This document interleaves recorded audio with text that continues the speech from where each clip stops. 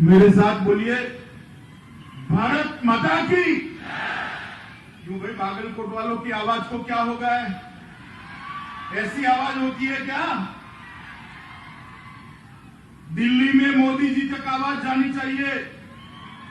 बाहर दूर दूर तक खड़े हैं भाई बहन सब, हाथ ऊपर उठाकर, दोनों हाथ ऊपर उठाइए, उठाइए दोनों हाथ ऊपर, और मेरे साथ प्रचंड आवाज से बोलिए, भारत माता की, भारत माता की।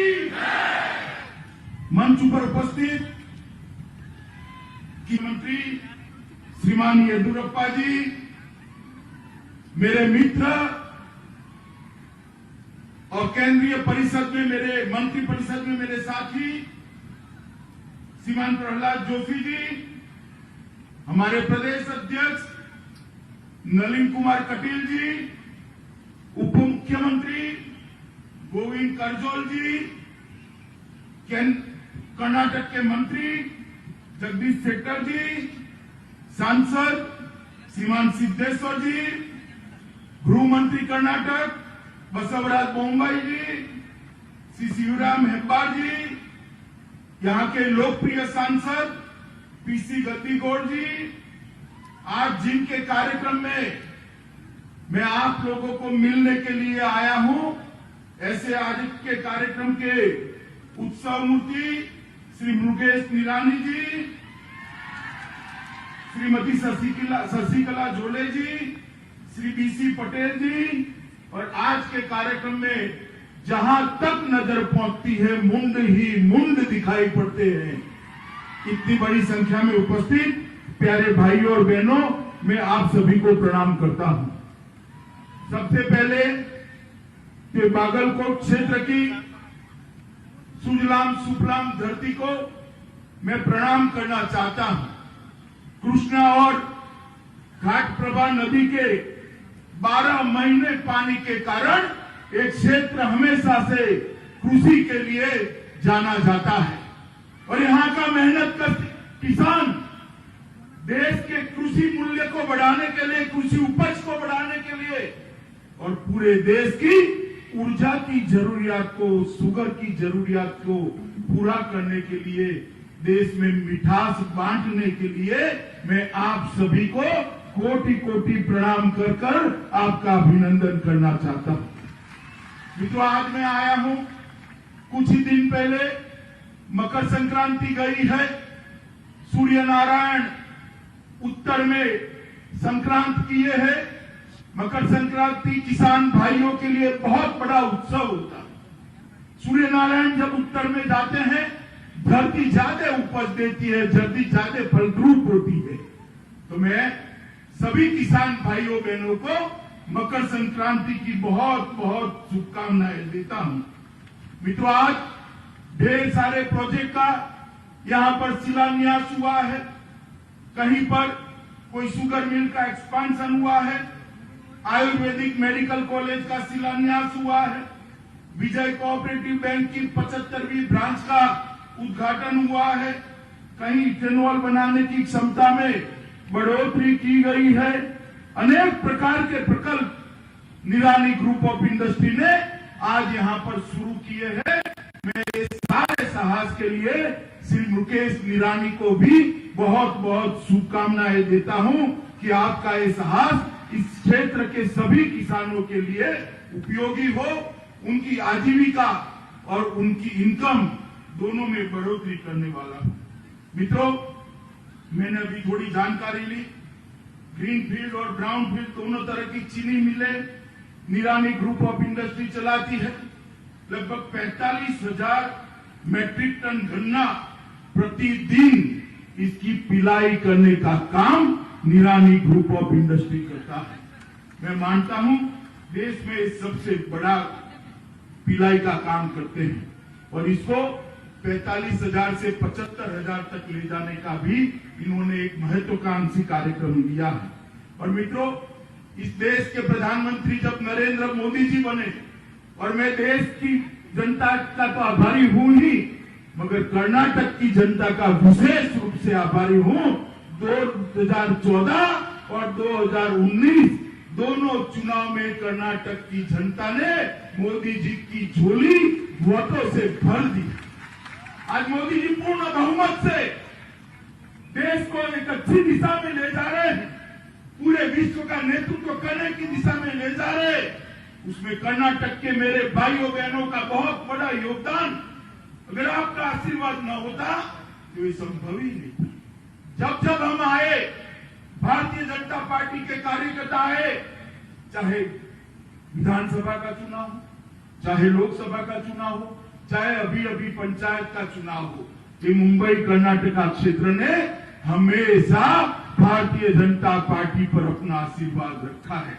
मित्रों, मोदी जी को जब से आपने देश का प्रधानमंत्री बनाया, इन्होंने देश को आत्मनिर्भर बनाने के दिशा में एक बहुत बड़ा कदम उठाया और हमारा तेल का, पेट्रोल का, डीजल का आयात जो है वो बहुत बड़ा हमारा विदेशी मुद्रा का भंडार उसी में खर्च होता है।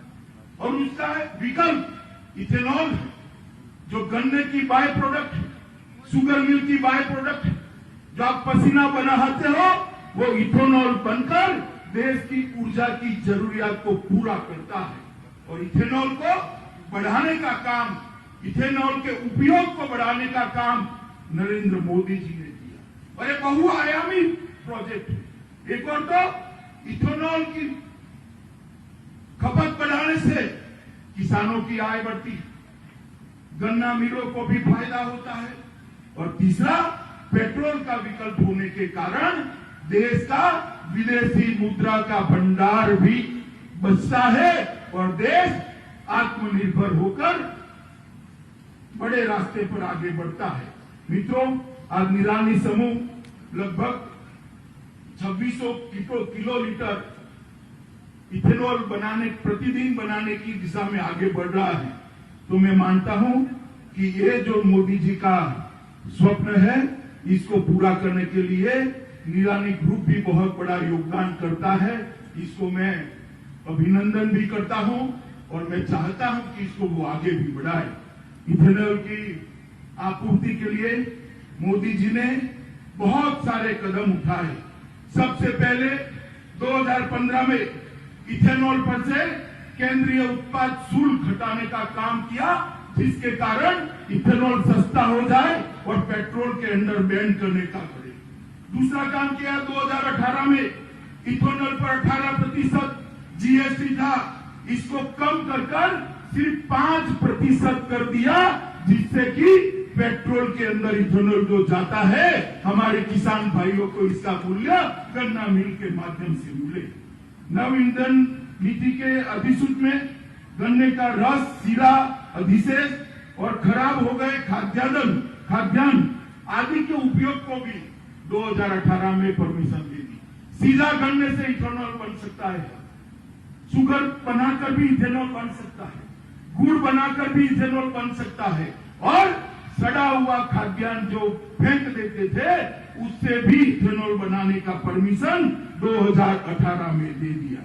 मित्रों, मोदी जी ने एक लक्ष्य रखा है, 2022 तक 10% ब्लेंडिंग का लक्ष्य पूरा करना। जब मोदी सरकार आई 2014 में, तब 1.58% ब्लेंडिंग होता था, सिर्फ 1.58%, और मोदी सरकार ने 2022 में 10% तक पेट्रोल और डीजल के अंदर ब्लेंडिंग की नीति बनाई है और 2025 तक इसको 20% पर ले जाएंगे। मित्रों, मैं आप सबको बताना चाहता हूं, आप गन्ना उगाते हो, अब तक के जो 10% और 20% इथेनॉल जाएगा, पहले वो पैसा पेट्रोल का गल्फ कंट्रीज को हम भेजते थे, आज वो पैसा किसान भाइयों के बैंक अकाउंट के अंदर जमा होने की शुरुआत होगी। ये बहुत बड़ी बात है। मित्रों, एफसीआई के पास जो उपलब्ध मक्का था, चावल था, उसको भी अब इथेनॉल की पॉलिसी में शामिल कर लिया गया है और इस नीति के कारण बहुत बड़ा फायदा किसान भाइयों को होने वाला है।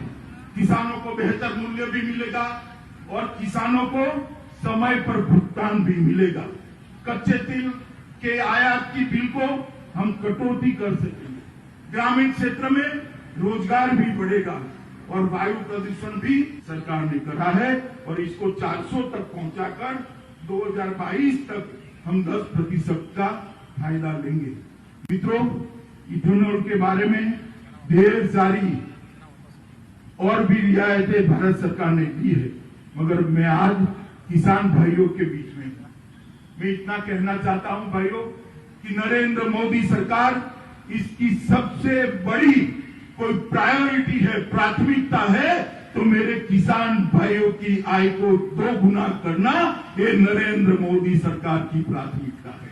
ये कांग्रेस वाले जब मोदी जी कहते थे हम किसानों की आय को 2 गुना करेंगे, हंसते थे हम पर।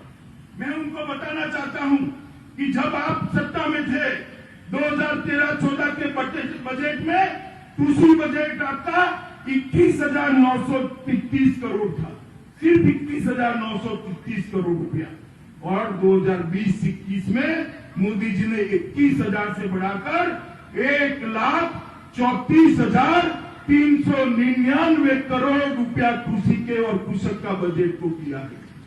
21,000 कहां और कहां 1,34,000 करोड़।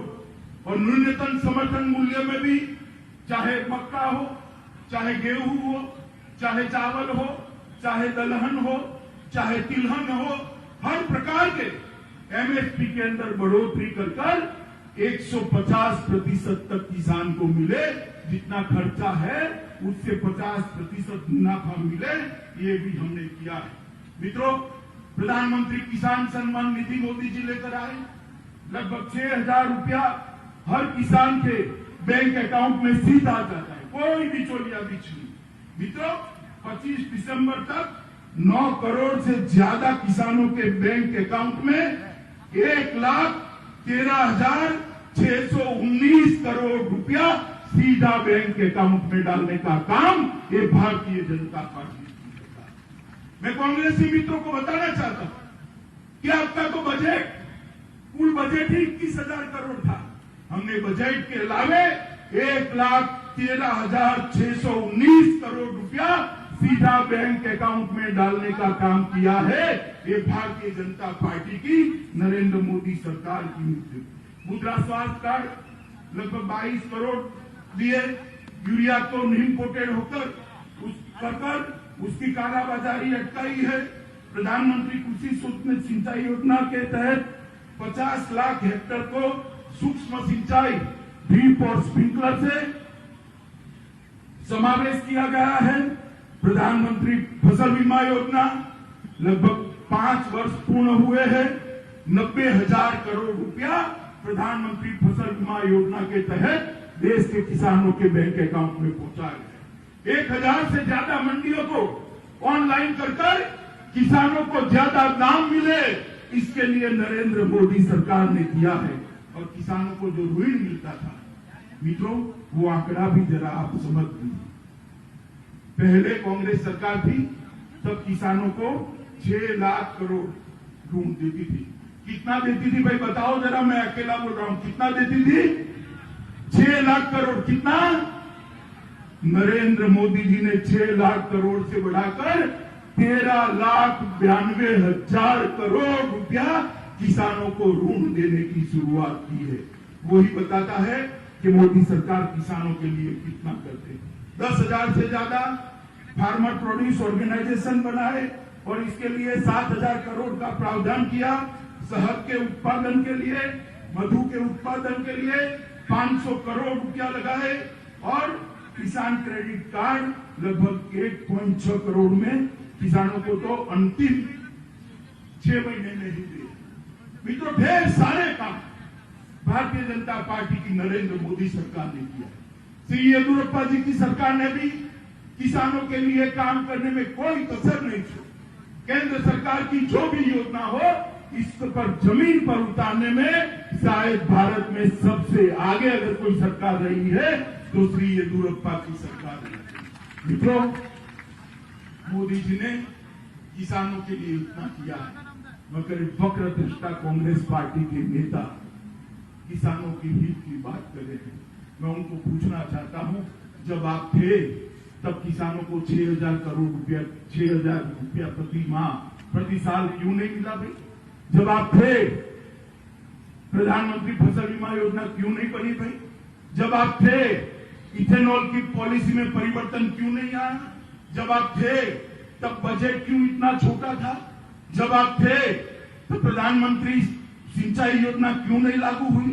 क्योंकि आपकी नीयत ठीक नहीं। नरेंद्र मोदी सरकार सात अर्थ में किसानों को समर्पित सरकार है और 3 नए जो अध्यादेश और कानून लेकर मोदी सरकार आई है, कर्नाटक सरकार ने भी ये कानूनों को पारित किया है। मैं श्री येदियुरप्पा जी को बधाई देना चाहता हूं कि इससे किसानों की आय अनेक गुना बढ़ने वाली। अब कोई किसान मजबूर नहीं है कि एक ही जगह पे अपना उपज बेचे। अपने क्रॉप को वो ग्लोबल और पूरे भारतवर्ष के मार्केट में बेच सकता है। मोदी जी ने ढेर सारे और भी काम किए, औद्योगिक विकास से लेकर इरिगेशन से लेकर और देश की सुरक्षा को सुनिश्चित करने। और मैं आपको बताना चाहता हूं मित्रों, कश्मीर के अंदर धारा 370 और 35 है। 70 साल से किसी की हिम्मत नहीं लगती थी कश्मीर में धारा 370 हटाने की। आपने मोदी जी को प्रधानमंत्री बनाया। 5 अगस्त 2019 को मोदी जी ने कश्मीर से धारा 370 और 35 को समाप्त कर कश्मीर को हमेशा के लिए भारत के साथ जोड़ने का काम कर दिया है। और आज वहां पर चुनाव भी होते, खून का एक कतरा बहाए बगैर चुनाव हुए हैं और कश्मीर हमेशा के लिए हमारा। मोदी जी ने ढेर सारे काम किए हैं। मैं आज बागलकोट की पावन धरती पर आप लोगों के बीच में आया हूं, तब मैं भाई मुकेश निरानी को तो शुभकामनाएं देता भी हूं, मगर आप सबसे ये भी कहने आया हूं कि आपका आशीर्वाद भारतीय जनता पार्टी पर, हमारे नेता और देश के प्रधानमंत्री नरेंद्र मोदी पर जिस प्रकार से बना है उसी प्रकार का बना रहे और मोदी जी के नेतृत्व में हम आत्मनिर्भर भारत की रचना करने की दिशा में आगे बढ़े। यही बात कर मेरी बात को समाप्त करता हूं। मेरे साथ फिर से एक बार दोनों हाथ उठाइए और आत्मनिर्भर भारत के निर्णय का संकल्प का मुट्ठी खींचिए।